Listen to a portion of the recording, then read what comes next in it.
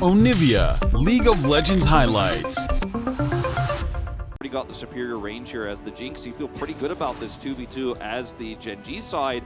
Plus you have this early game Poppy that can use some of that power with Jinx, Tahm Kench in the 2v2. Now, Renata should be able to, but I mean, this is about as even as it gets. And it's so refreshing to see two top teams in the LCK clash like this after what has been a week of a lot of mismatches in the 2v2s. Yeah. We've had a lot of that was a handshake in agreement as there's a flash forward. The flash tongue lash from the Tahm Kench as there's the knock up onto Carrier. He's going to burn down, and he's not going to get bailed out from this one. Ruler wanted to pick up the kill, but Lehens, he'll take it, and first blood goes to Gen.G. Once again, Peanut with absurd first or rather, blood. Toby has Pryo, excuse me, in mid, and is going to come over here with Emperor's Divide. You've got to be careful, T1. Yeah.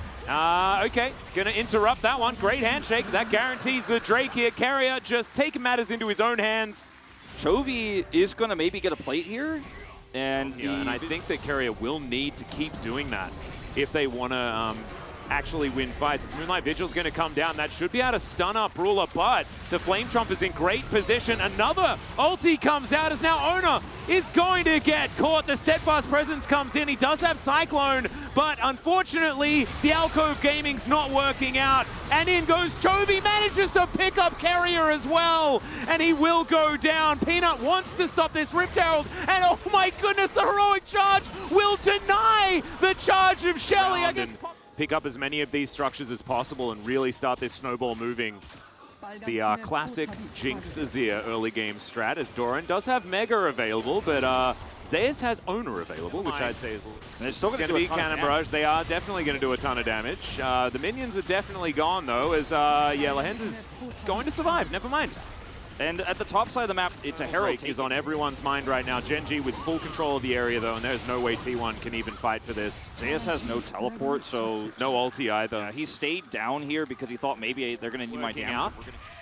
I mean, even the Gnar creates somewhat of a range problem here for T1. Ooh, Moonlight Vigil goes wide. Shifting Sand's going to be used there from Chovy, means that he can't use it anytime soon. However, this tower still goes down and Ruler gets excited. Going to be well and truly on the table here. That's going to immediately be taken. Lehens rotating over as there is a turret taken. Bounties are available. Faker completes his Ryle's Crystal Scepter, so that is Imperial Mandate value well and truly on. Against one of the most famous AD carries of all time, or of recent times, I should say, in Guma. Yep. Still hasn't picked up his world title yet, but this turret is not long for this world. Cannon Barrage committed here defensively. It doesn't save the turret. There is no turn, and T1 are just so quickly down the hill.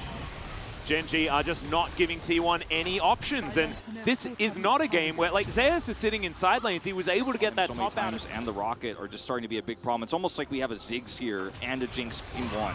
Doran, that's a little bit frightening. He's got Narbar, and T1 don't have vision, so he can hold this choke.